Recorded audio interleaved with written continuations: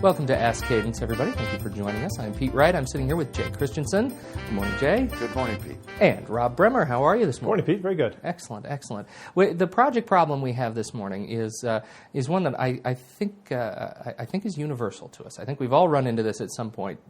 As it states on the card, team members are lacking skills. Jay, can you elaborate a little bit on this problem? Yes.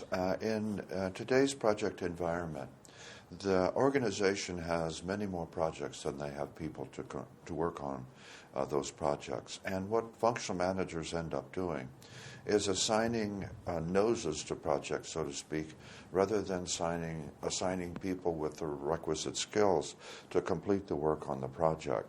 So what happens is that the project manager finds herself with people that are filling a seat on the project, but they're not able to do the project work. And there are a couple of opportunities for addressing this particular situation. One is, of course, to present back to the functional manager the tasks that this person would be performing, and then, along with that list of tasks, the skills required to complete the tasks. That helps the functional manager see where there might be a skill gap between the requirements of the project and the person that they have assigned to the project. Another potential solution is to include in the project scope training for team members who do not have the skills. This training would be intended to bring their skill level up to what is required to complete the task work on the project.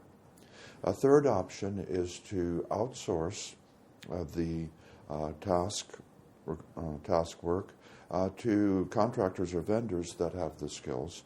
And a fourth option is to ask the functional manager for a more skilled, experienced person that would do, say, like 15% of the heavy lifting on the project, and let the less experienced person learn from the more experienced team member, and that more experienced team member could help coach and develop the skills of the less experienced person.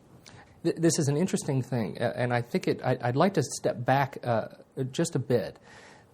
What is going on in the organization at the time when the sponsor is assigning noses, as it were? What is going on in the organization or the project that makes the project vulnerable to this sort of a problem? I think I could give you an example from a software project that I recall the client made a request for an addition of video. And some of the team members said, we can do that video. And it proved to be disastrous. They really couldn't do the video. It turned out they weren't as experienced as they thought. So a technique that I had tried in the future that proved successful when another client asked for a video is we broke the task into two parallel tracks, and I had team members that were able to go and provide a graphic solution while a separate smaller team was pursuing the video solution. When they were able to prove or demonstrate that they could accomplish it, we were able to bring it over into the existing project, but if they had not been successful, we would have been able to maintain the parallel track and still maintain the project. And another a scenario that perhaps would cause this kind of difficulty is that when the project manager visited the functional manager, the description that the project manager gave to the functional manager may have been either general or too simplistic, and the functional manager from their understanding of the description from the project manager may have matched the person in their department to the project.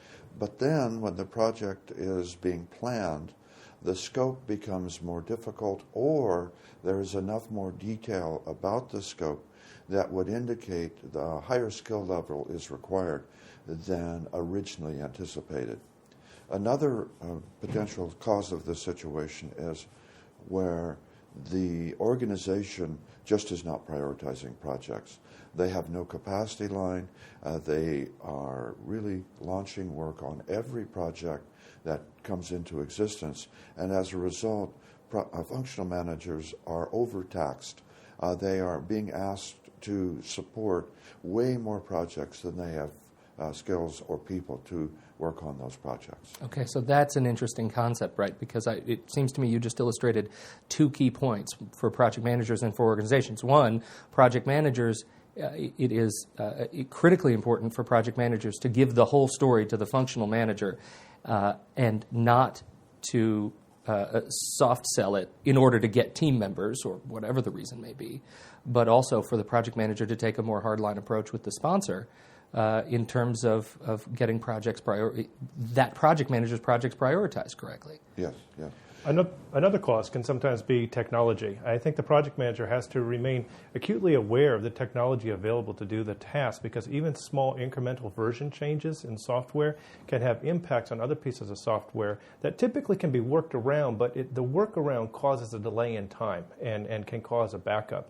So I think that being aware of how each piece integrates and making sure that they understand that at the onset is important. Well, that's an important one, because even if it's not a software project, the software that helps run the project, the organizational, institutional software that you may be using may affect the exactly overall right. progress.